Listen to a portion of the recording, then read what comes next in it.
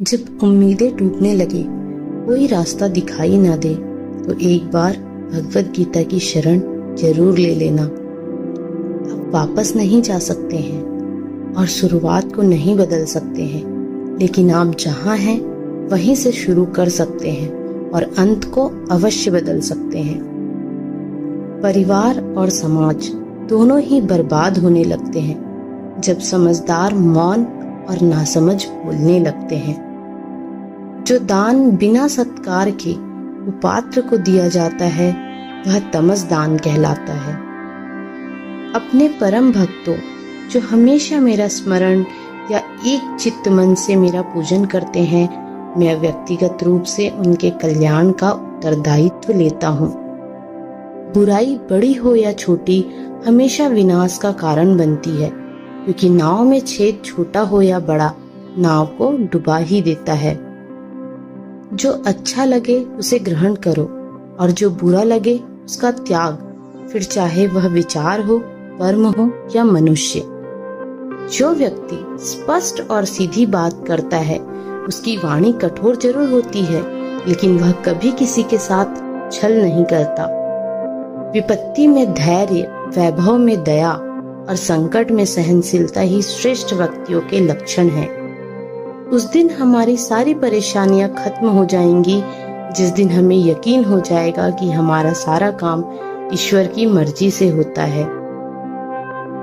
जीवन में यदि खुश रहना है तो अधिक ध्यान उस चीज पर दे जो आपके पास है, उस पर नहीं जो दूसरों के पास है। जीवन में सब कुछ खत्म होने जैसा कुछ भी नहीं होता।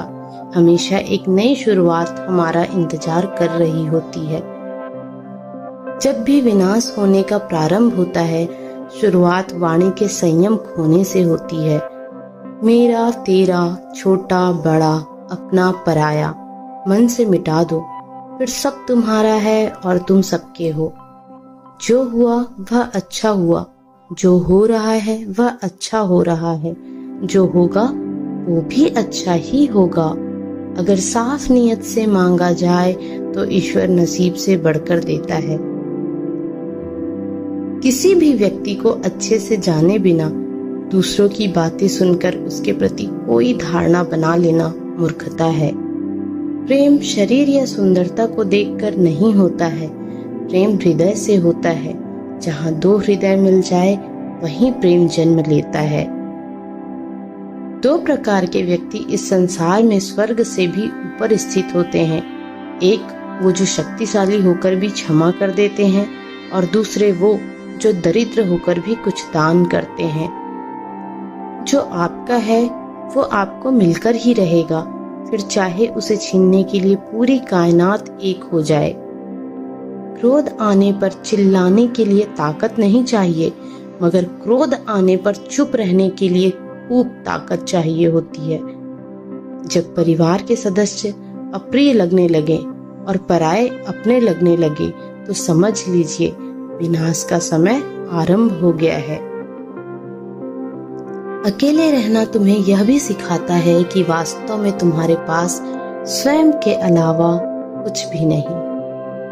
जब सत्य की असत्य से लड़ाई होगी तो सत्य अकेला खड़ा होगा और असत्य की फौज लंबी होगी, क्योंकि असत्य के पीछे मूर्खों का झुंड भी होगा। सेवा सबकी करो, मगर आशा किसी से मत रखो, क्योंकि सेवा का सही मूल्य ईश्वर ही दे सकते हैं। अहंकार और संस्कार में फर्क है। अहंकार दूसरों को झुकाकर खुश होता है, संस्कार स्वयं झुककर खुश होता है। मन अशांत हो तो उसे नियंत्रित करना कठिन है, लेकिन अभ्यास से इसे वश में किया जा सकता है। शब्द उतने ही बाहर निकालने चाहिए जिन्हें वापस भी लेना पड़े तो खुद को तकलीफ ना हो।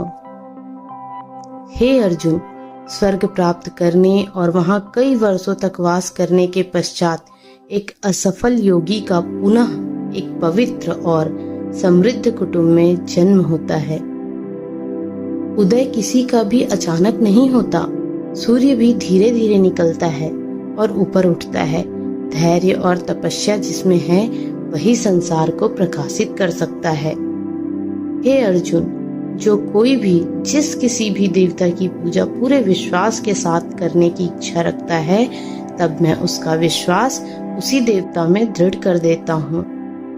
सुंदरता आपकी दृष्टिकोण में होती है। किसी को कीचड़ में खिला कमल भी लुभाता है और किसी को चांद में भी दाग नजर आता है। एक उपहार तभी असली और पवित्र है जब वह हृदय से किसी सही व्यक्ति को सही समय और सही जगह पर दिया जाए, और जब उपहार देने वाले व्यक्ति के दिल में उस उपहार के बदले कुछ पाने की उम्मीद न हो। रोना बंद करो और अपनी तकलीफों से खुद लड़ना सीखो, क्योंकि साथ देने वाले भी शमशान से आगे नहीं जाते। समय जब न्याय करता है तब गवाहों की आवश्यकता भी नहीं पड़ती। धैर्य रखिए, कभी कभी आपको जीवन में सबसे अच्छा पाने के लिए सबसे बुरे दौर से गुजरना पड़ता है। हो सकता है हर दिन अच्छा ना हो, लेकिन हर दिन में कुछ अच्छा जरूर होता है। खुद को कमजोर कभी नहीं समझना चाहिए। अगर आप गिरते हो तो उठने का प्रयास करो, लड़ो, पूरी निष्ठा से अपना कर्तव्य, अपना कर्म निभाओ, बाकी सब मुझ पर छोड़ दो। अपनी पीड़ा के लिए संसार को दोष मत दीजिए, अपने मन को समझाइए। तुम्हारे मन का परिवर्तन ही तुम्हारे दुखों का अंत है। इच्छा का एकमात्र स्वयं का मित्र होता है और इच्छा ही एकमात्र स्वयं की शत्रु भी।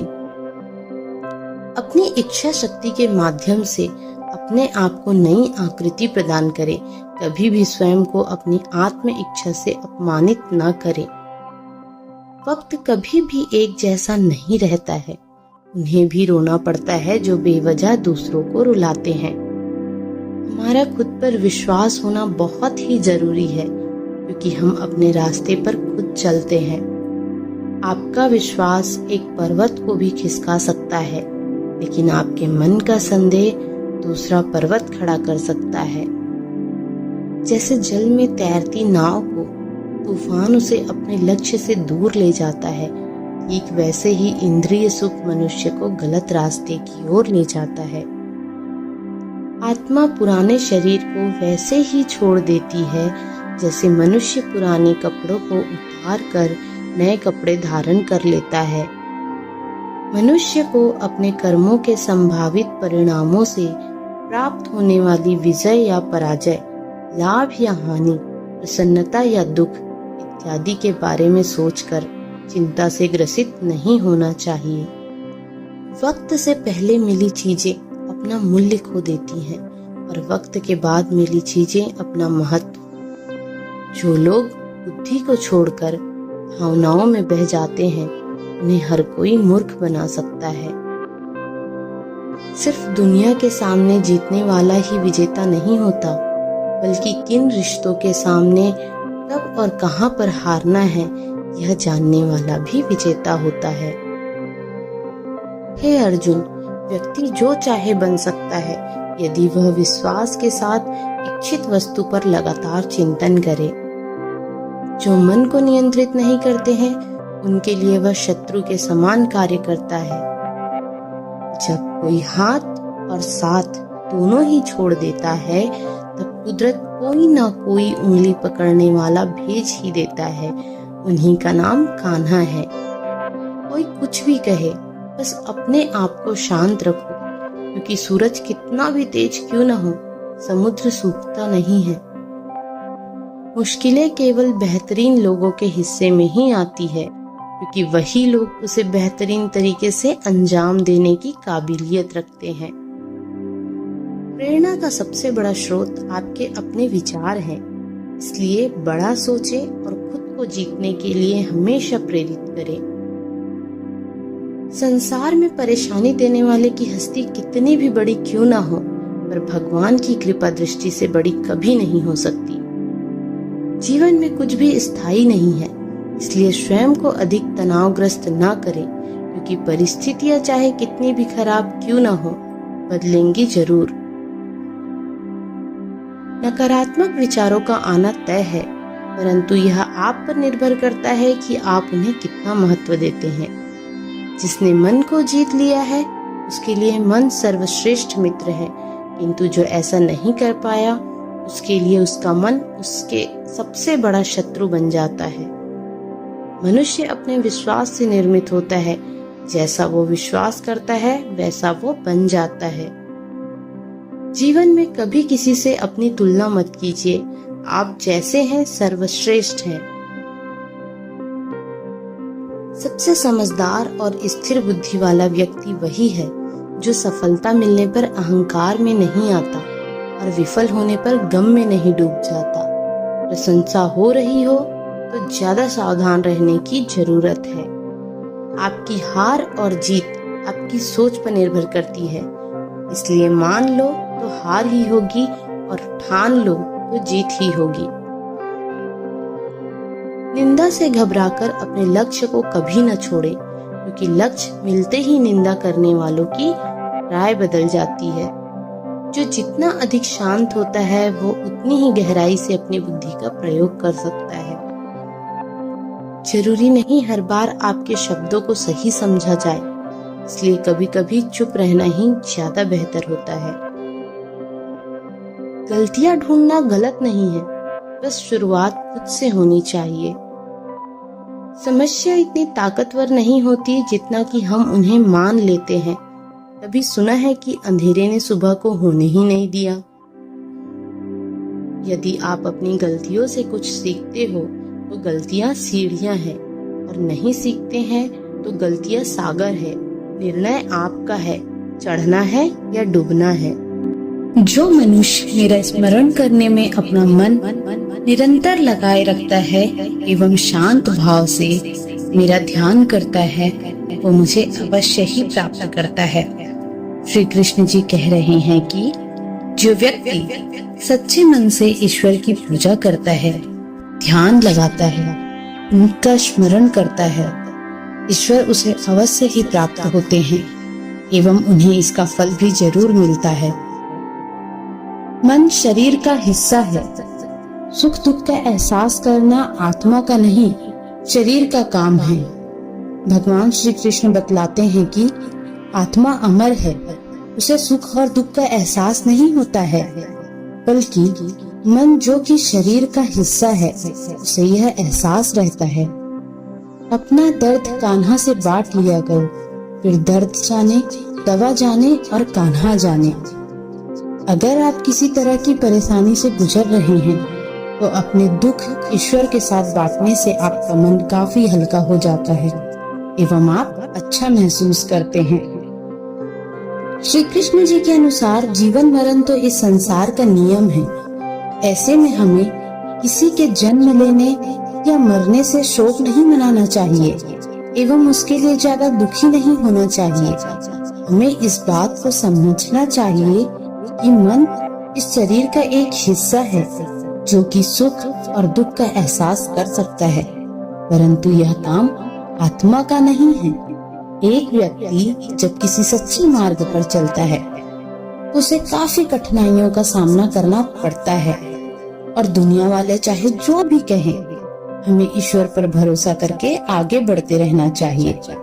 जो भी भगवान पर भरोसा नहीं करते हैं वे कभी भी भगवान के बारे में नहीं समझ पाएंगे और वह जन्म मृत्यु के चक्र में फंसे रहेंगे। मृत्यु के समय हम जिन भावों का स्मरण करते हैं, हमें अगले जन्म में उसी रूप या भाव को प्राप्त करना है। अतः अगर किसी चीज या धन के पीछे लालच करते हैं, हम कभी शांत से नहीं रह पाते हैं। जीवन में सुख दुख, लाभ हानि और विजय पराजय को समान समझकर अपने कर्तव्य करने चाहिए। इससे आपको अपना कर्तव्य करने से कभी पाप नहीं लगेगा। जैसे हम अपने पुराने कपड़े बदलते हैं, उसी तरह आत्मा भी एक शरीर से अलग होकर दूसरे शरीर में प्रवेश करती है। यही सृष्टि का नियम है। एक योद्धा को अपने कर्तव्य का ध्यान में रखते हुए कभी डगमगाना नहीं चाहिए, क्योंकि एक योद्धा के लिए युद्ध से बढ़कर कुछ भी शुभ नहीं होता। अर्थात एक सच्चे योद्धा के लिए उसका सब कुछ उसका युद्ध होता है, जिसे किसी भी परिस्थिति में घबराना नहीं चाहिए। आत्मा अमर है। वह ना तो मरती है और ना ही जन्म लेती है। वह केवल शरीर को अपने कर्मों के अनुसार बदलती है। ठीक वैसे ही जैसे कोई पुराने कपड़े को त्याग कर नए वस्त्र धारण करता है। एक मनुष्य को अपने स्वयं के अहंकार एवं फायदे के लिए कभी दूसरे मनुष्य को नुकसान नहीं पहुंचाना चाहिए।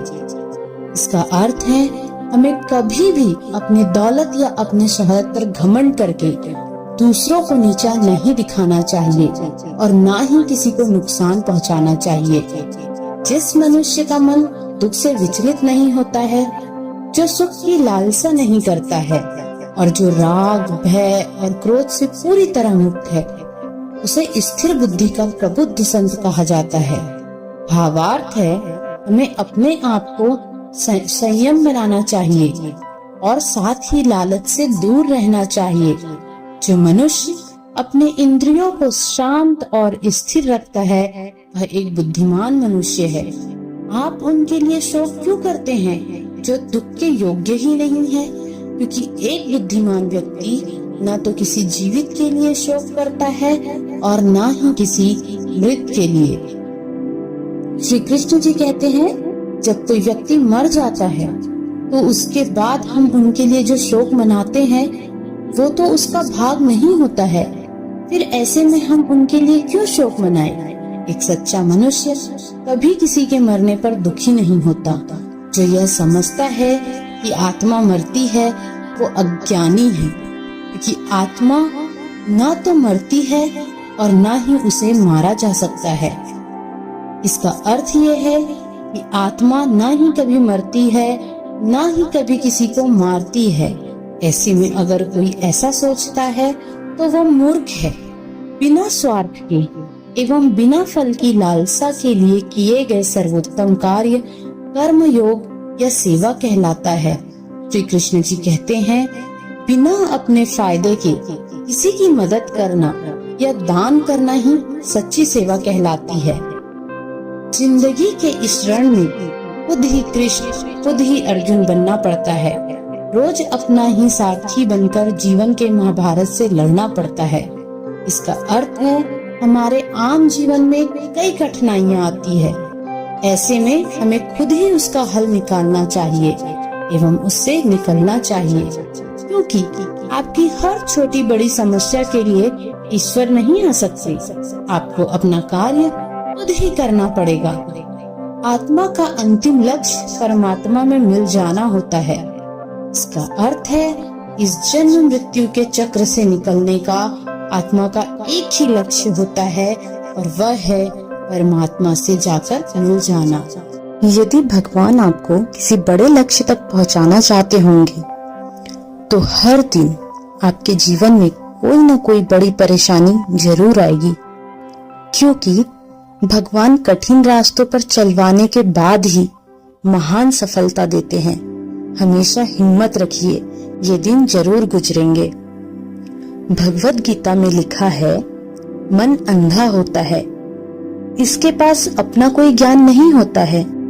मन कुछ नहीं जानता और ना ही सही मार्गदर्शन करता है। इसलिए आप अंधे मन की बातें मानकर जरूरी कामों को टालना बंद कीजिए। आप हमेशा अपनी बुद्धि से काम लीजिए, मन से नहीं, क्योंकि अंधा मन आपको हमेशा जरूरी कामों को करने से रोक देता है। जब आप बुद्धि के जरिए जरूरी कामों को करना शुरू कर देंगे तो धीरे धीरे आपका मन आपका मित्र बनता चला जाएगा। लेकिन अभी आपका मन आपका दुश्मन बना हुआ है, जो आपको दिन पे दिन बर्बाद कर रहा है। कर्म का थप्पड़ इतना भारी और भयंकर होता है कि हमारा जमा हुआ पुण्य कब खत्म हो जाए पता भी नहीं चलता। पुण्य खत्म होने पर समर्थ राजा को भी भीख मांगनी पड़ती है। इसलिए कभी किसी के साथ छल कपट करके किसी की आत्मा को दुखी ना करें। हमारे जीवन में समस्याएं बिना किसी कारण नहीं आती। उनका आना एक इशारा है कि हमें अपने जीवन में कुछ बदलना है। जब तक आप जीवन में खुद को चुनौती नहीं देते हैं, तब तक आप नहीं जान सकेंगे कि आप में कितनी क्षमता है। श्री कृष्ण कहते हैं, अगर कोई तुम्हें दुखी करे तो बुरा मत मानना, क्योंकि लोग उसी पर पत्थर मारते हैं जिस पेड़ पर ज्यादा मीठे फल होते हैं। गीता में लिखा है, यदि कोई आपको अच्छा लगता है तो अच्छा वो नहीं, अच्छे आप हैं, क्योंकि उसमें अच्छाई देखने वाली नजर आपके पास है। अहंकार और अकड़ दोनों ही जीवन के सबसे बड़े दुश्मन हैं। ये ना आपको किसी का होने देते हैं और ना कोई आपका होता है। दिल साफ होगा तो हर गुनाह माफ होगा। तेरे कर्मों का होगा हिसाब, तेरी कमाई का नहीं। श्री कृष्ण कहते हैं, हद से ज्यादा सीधा साधा होना भी ठीक नहीं है, क्योंकि जंगल में सबसे पहले सीधे पेड़ को ही काटा जाता है और टेढ़े पेड़ को छोड़ दिया जाता है। जीवन में किसी का हृदय इतना नहीं दुखाना चाहिए कि वह ईश्वर के सामने तुम्हारा नाम लेकर रो पड़े। जीवन में जीने की उसकी इच्छा ही खत्म हो जाए, क्योंकि टूटे हृदय की आह अर्श को भी चीर देती है, जिसे ईश्वर कभी माफ नहीं करता। बहुत भार होता है उन अश्रुओं का जो हृदय की अनंत पीड़ा को स्वयं में समेटे नेत्र द्वार से छलक जाती है। जिंदगी का सबसे बुरा लम्हा वो है जब कोई अपना आप को इतना दुख दे कि आंखें भर आए और फिर वही पूछे क्या हुआ, और आपको मुस्कुरा कर कहना पड़े कुछ नहीं। हमारे जीवन में एक समय ऐसा भी आता है जब हमें यह तय करना होता है कि हमें पन्ना पलटना है या किताब बंद करनी है। श्री कृष्ण कहते हैं, दुनिया के सारे खेल खेल लेना, पर भूल कर किसी की भावनाओं के साथ मत खेलना, क्योंकि ये वो गुनाह है जो मैं कभी माफ नहीं करूंगा। कर्मों का फल भोगना ही पड़ता है। श्री कृष्ण कहते हैं कि मैं किसी का भाग्य नहीं बनाता हूँ, हर कोई अपना भाग्य खुद बनाता है। तुम आज जो कर रहे हो उसका फल तुम्हें कल प्राप्त होगा, और आज जो तुम्हारा भाग्य है वो तुम्हारे पहले किए गए कर्मों का फल है। कलयुग चल रहा है, इसलिए ये विचार दिल से निकाल दीजिए कि बिना मतलब के कोई आपसे रिश्ता रखेगा। अपने पास ऐसा जरूर कुछ बचा कर रखिए कि लोग उसे पाने के लिए आपसे जुड़े रहें। खुद को खाली मत होने देना, क्योंकि लोग खाली चीजों को कचरे के डिब्बे में डाल देते हैं। जहां आपकी कोई कीमत नहीं है वहां पर रुकना अनुचित है, चाहे वो किसी का घर हो या किसी का दिल। कोई आपसे नाराज है और उसे ये गुरूर है कि आप उसे मना लोगे, तो उसका ये गुरूर कभी टूटने मत देना। अगर किसी इंसान से दूर होने के बाद भी आप उसे नहीं भुला पा रहे हो, तो इसकी वजह सिर्फ प्रेम है।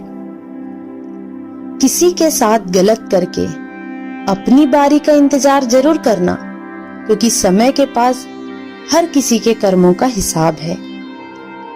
कौन क्या कर रहा है, कैसे कर रहा है, क्यों कर रहा है, इन सब से आप जितना दूर रहेंगे उतना ही खुश रहेंगे। प्रभु भक्ति के साधन को ही जीवन का मुख्य कार्य समझो।